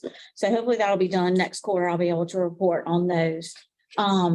Last quarter, I kind of reported on the EPS audit. We have worked with the auditors. We've made some changes in our system. We now have a new after hours reporting toll-free number, where we used to only take complaints during working hours. Now it is 24/7. You can either do by the toll-free number after hours, or we also have now implemented a online reporting system where you can just go in and fill out the complaint form. It is very extensive because it's just like when you call in a complaint, you get as many details as you can so that we can send the investigators out to determine if it's a high priority case or a low priority. So we have found where some people will call and say, I tried doing it online. It just took forever. That's technology. It depends on where you're at. If you're in a rural area, your service is not that great. So, there's some of those challenges there. So that's all on EPS. As far as our Aging and Disability Resource Center, nothing really new going on. They are wrapping up the grants that were from COVID for the vaccine grant. They had some activity going on that. They're closing up that and reporting those numbers to the feds with the Louisiana MIPA program. If you're not familiar, it's the Medicare Improvement for Patients and Providers Act. It allows, we have that grant, and what we do is we contract out with each of the councils on aging at open enrollment, which is going on now. It has been since Monday. It helps enroll individuals in certain services. It also includes their insurance, their Medicare insurance. So that's a program that's going on right now. I usually have those numbers too, but we are closing out 2 grants at the same time, and those numbers are due at the end of the month, of this month. So I don't have that information. I don't want to give you a piece of it, not all of it. So that will be also on next quarter. Open enrollment ends December 7th. There has been a lot of changes. So we just, if you know somebody that is Medicare and they usually go to the council, we ask them to bring their previous year packet so they can do a comparison from what they did get to what's offered now and what providers did provide the service that last year, but no longer provide that service. So it's a better comparison for the client if they bring their packet from last year. Then let's see, we actually, provided our councils on aging with a new director training, which we have not been able to do in years because of COVID. So we had that last month up in Pineville. It was a 2-day training, and kind of got some feedback from the councils and the directors of what they went through COVID, what they kind of had to change gears and think out of the box of how they could provide those services, how they could provide those meals if the seniors did not want to come back to the center to have those congregate meals, which they were normally used to getting. And now they want the home delivered meals. Some, constituents were still on the fence about getting in a congregate setting. They wanted their in-home, they wanted to stay safe as much as they could. So the feds have allowed us for now to continue those home delivered meals and not force them to go to the congregate meals. So we're trying to get those councils back to getting them into congregate, but how do we do it? How do we make them feel comfortable? How do we, those kind of things. So there's a lot of good information being bounced back from council to council. We also have updated our website to allow for the training information to be put on the training. And we've also created a YouTube channel for GOEA so that we can put a lot of information on those social media platforms that we didn't used to utilize. And now we are beginning to utilize those to get that information out and share that information more easily. And Melissa kind of mentioned a state plan too. We actually, GOEA submitted our plan earlier this year that covers 2024 to 2027. And we did get that approved.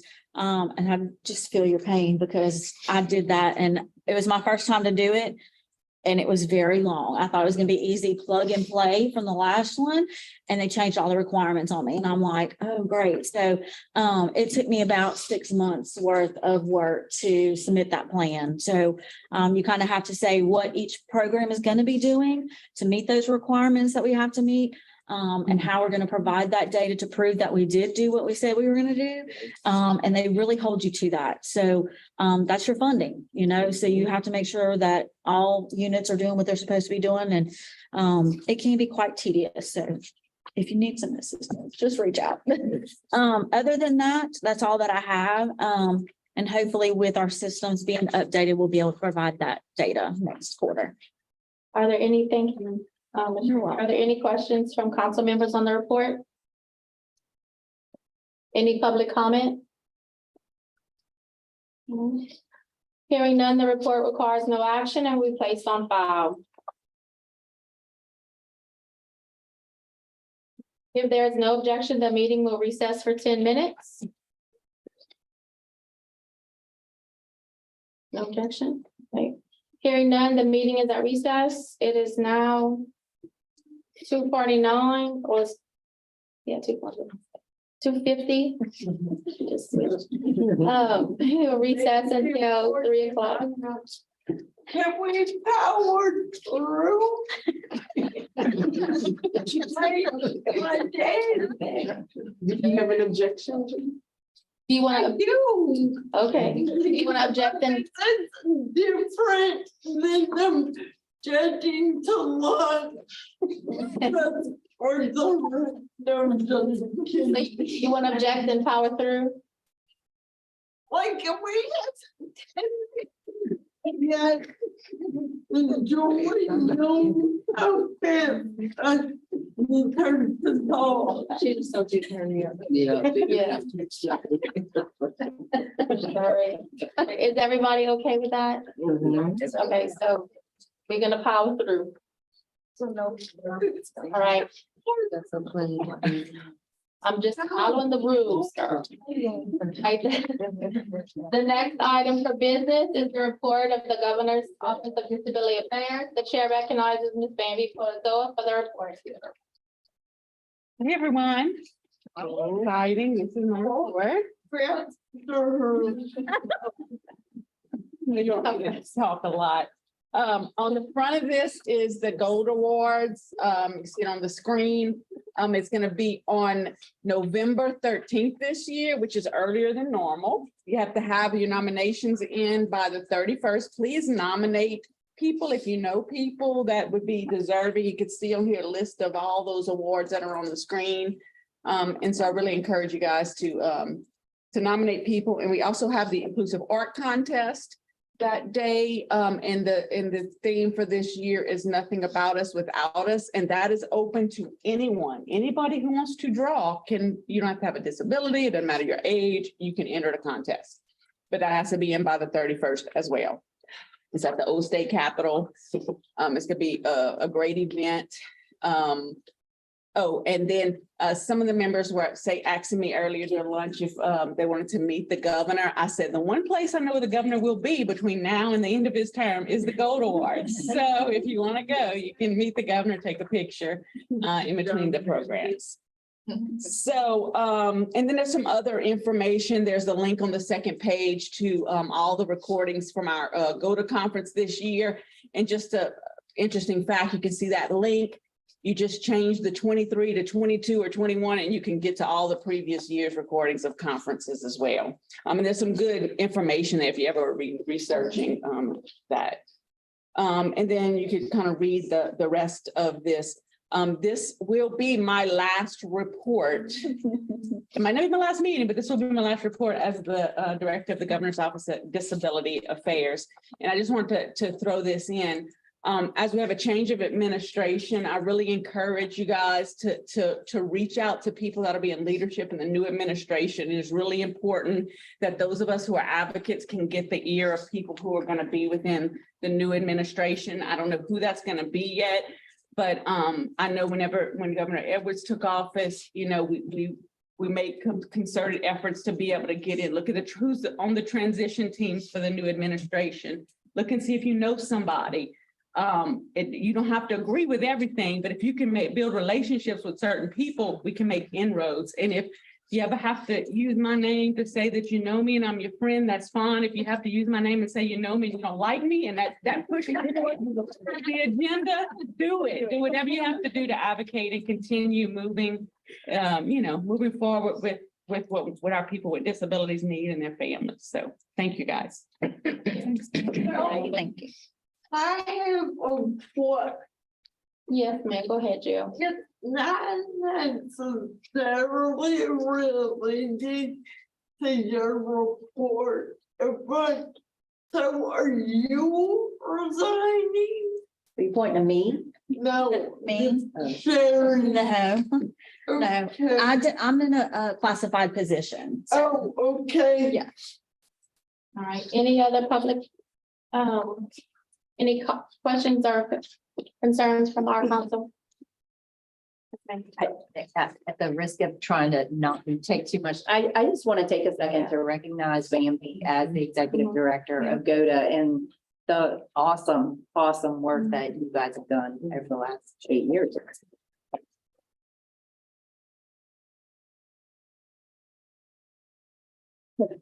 Any other questions?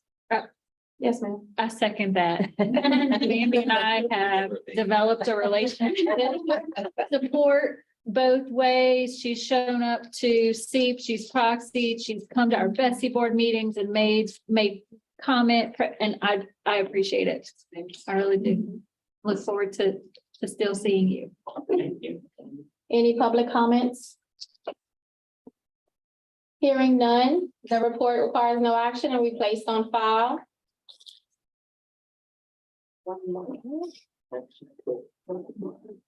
The next item is the report of Disability Rights of Louisiana. The chair recognizes Cory Roca for the report. Thank you. So out of respect for everybody's time and Jill's concerns, I will give you the hyper condensed version of my report.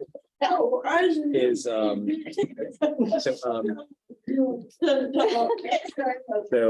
on July 31st of this year, we completed our 5-year program for our representative payee program, which provides benefit and payment management for beneficiaries who require assistance with managing their Social Security supplemental income.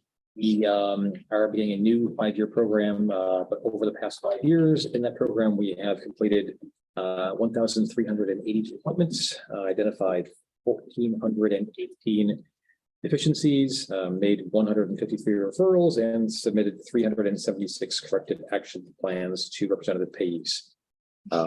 Our work incentives planning and assistance program, and I'll leave out the explanation of what it does, has received 532 referrals for assistance between July 1st and 2022 and June 30th, 2023. And for reference, if you're wondering why I'm using numbers from this period, it's because I get these numbers from reports that our department heads write to our boards of directors.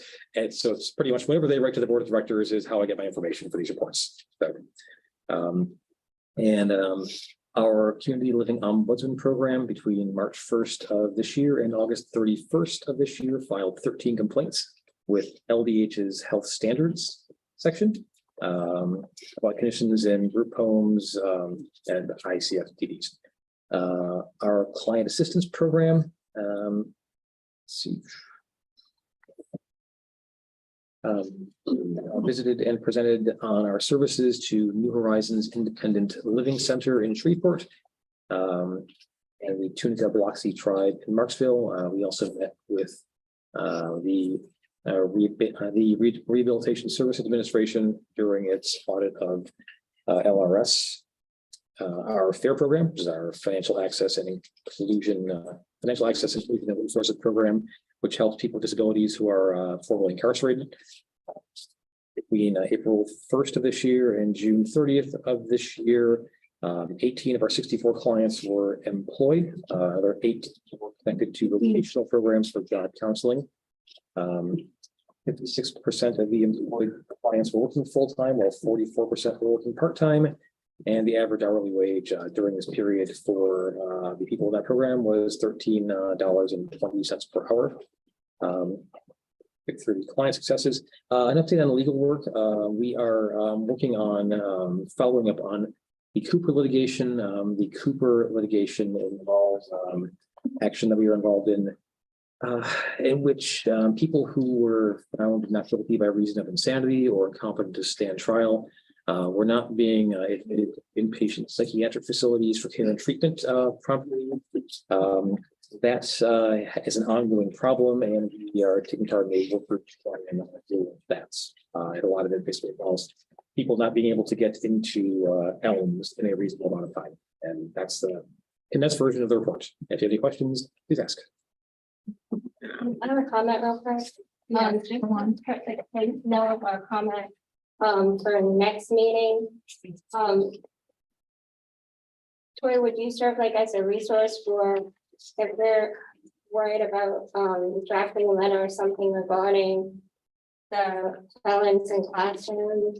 If somebody had a disability that was someone with a felony, would you be able to speak about possible the impact of their rights on any conflict of interest It would probably depend on the actual facts of the situation. So yeah, so I'd have to look it over first to see what the position would be on that. Maybe, I don't know if that's gonna be an issue that we're gonna have to. it could be. I'd probably have to look at the actual facts of whatever case you bring up and then run it by other people in my organization. If the individual had a disability was a convicted felon, you know, Yeah, so how that would affect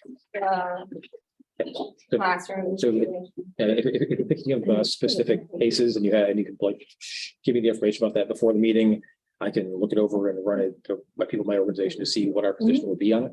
Because I don't solely decide what our position is on my organization. Yes, go ahead. My name is Brooke. I have a question. I was just reviewing the third paragraph. Is this something typical for those, like every 6 months, like the complaints that were filed within those 6 months, reports of sudden or questionable deaths of residents, allegations of neglect or resident health, lack of medical care, possible fraud, unsafe building conditions? Those 13 complaints, is that something typical that you guys see in that amount of time? My initial brief answer is yes, but I would have to look over past reports to see exactly what the previous reports say. Also, bear in mind, we are careful about redacting these things because we don't want to reveal confidential information on people. So it's a little vague intentionally because I try to err on the side of being careful to not reveal information we shouldn't be revealing about people that we're looking into. But yeah, I mean, we do file complaints. Going by memory, it's commonly file complaints, and these would be typical things we file complaints for. I just didn't know if at 13, the span of 6 months is. Yeah, the is exact number of complaints, I don't know, to be honest, if that would be, and the March 1st to August 31st period, that's a several month period. I don't know if 13 would be standard for us. I'd have to look at previous. Right, I just didn't know if like you typically see 20 or, because I mean, one would be alarming. At first blush, it doesn't seem like an unusually high number of complaints. Okay. What we would file. Okay. And in terms of which, of those 13 are, questionable deaths, I don't know which, like how many. I mean, all of them are. But the total number of complaints, 13, does not strike me as an unusual number for our organization. Okay, that's what I wanted to. Thank you. Any other questions? Any public comment?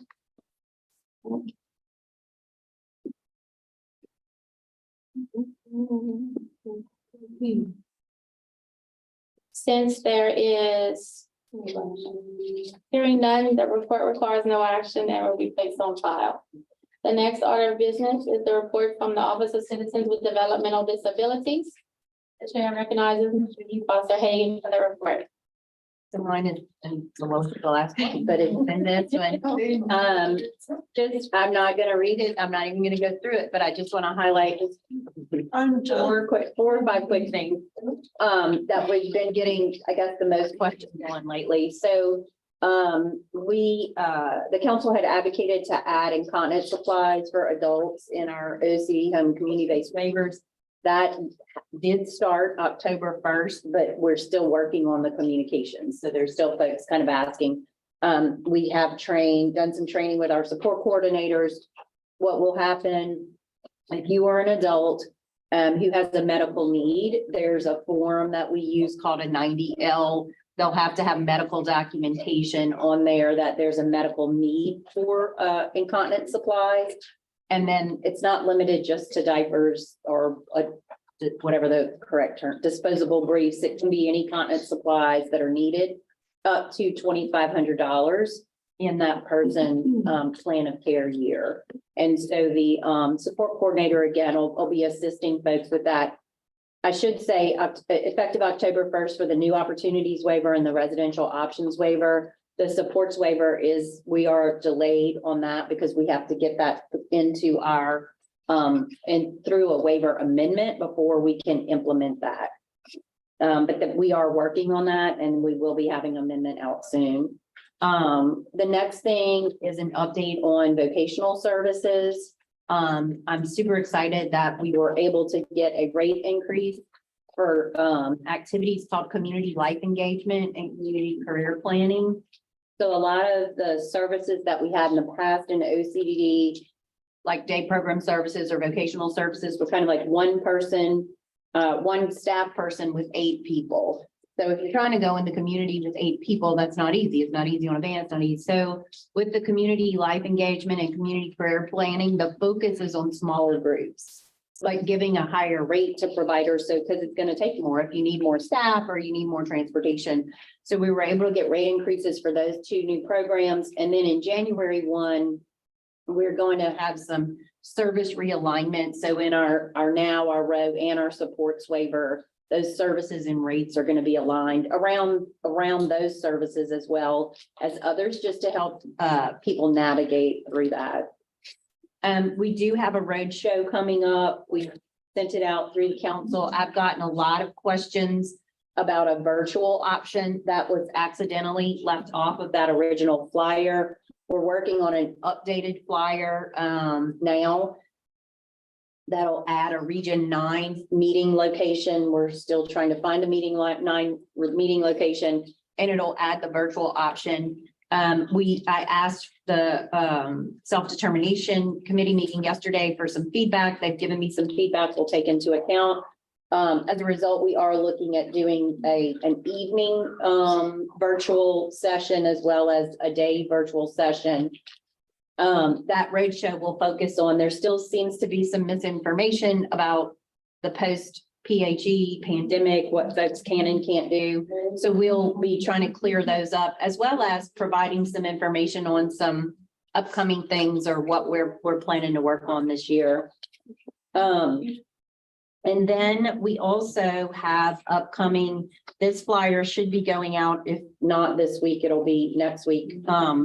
We're trying to put together some focus groups related to foster families. OCDD is partnering with Department of Children and Family Services to sponsor these focus groups. We're trying to find families who foster children now with disabilities, people who've considered it, to try to hear from them. Some things that we may be able to do differently within our systems that would help give the resources families need so that they would potentially be more comfortable fostering children with disabilities in general. But we're also going to have some dedicated discussion around adolescents with disabilities, because those are the kids that we have the most trouble finding foster home placements for. That'll be Thursday, November the 12th at 6 p.m. and Thursday, November the 2nd at 6 p.m. and Saturday, November the 4th at 10 a.m. And again, it'll be a brief sharing of information, but really want to be able to hear from folks so that we can take that back and see what we can work on together for recruitment. And then my final thing is just for folks who may pay attention to things happening on the federal front. There are a lot of federal rules and regulations and proposals out there that will have a pretty significant impact on people with disabilities. Open for public comment. It's closed now, but there is an access rule that if that comes forth, will have major impacts across all of our systems and things that we will need to do. Philosophically, I think they're all awesome. The time frame for which we have to do them in 3 to 5 years is going to be tough because it's some pretty massive changes. There's right now out Section 504 in American with Disabilities Act, rule changes that they're looking at that will have far-reaching impacts for people with disabilities in a lot of areas. And then for our waiver services, they're looking at making changes to how we report quality indicators and looking just at our waiver amendments themselves. So we have a lot on the horizon that we're looking at. And I share that just so you guys know there is some opportunities for public comment for those of you who are interested in reviewing and commenting on that, but also to kind of, I guess, forewarning that if any of these you go through in the way that they're originally proposed, it's going to be probably for all of us sitting on this state side, some pretty massive undertakings that we'll all have to go through to make sure that our systems are in compliance with these new regulations. Thank you, Jill. That's it for me. Are there any questions from council members? Any questions from the public? Hearing none, the report requires no action and will be placed on file. It is now 3:09. The meeting will come to order. At this time, we will have public comments. Have any? Okay.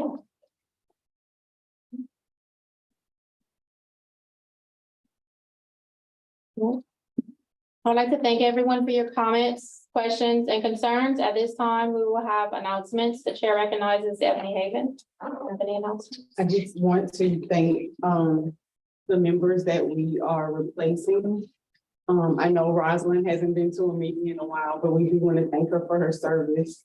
Mr. Briscoe, Ms. Libby Earhart, Dr. Hyacinth McKee, and Kim Bazile, Ms. Mary Tarver, and Ms. Brenda Kosei, and last but not least, Ms. Bambi Polazola. We thank you for your service on the council. Thank you for your guidance and your mentorship. And we wish you guys well. Please keep us in your prayers. Thank you, Ebony. Is there any further business? All right, in your folder, there is a meeting evaluation.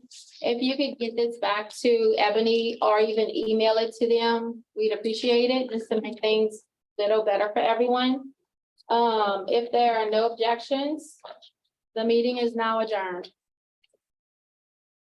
Thank you, everyone. Thank you.